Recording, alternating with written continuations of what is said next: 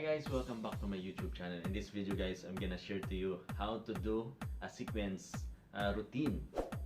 We have here 110 and 1 bottle.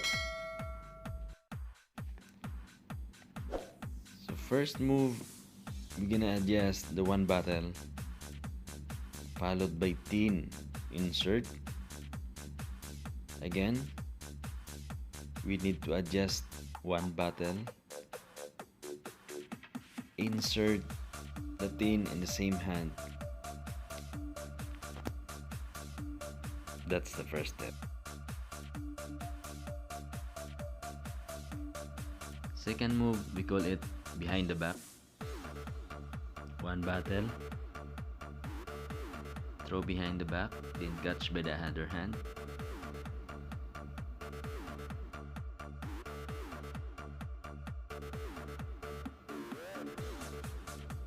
Behind the back, catch, switch by the other hand.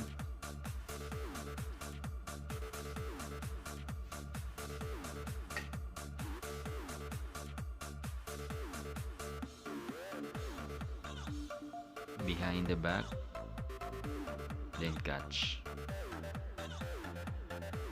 Watch carefully.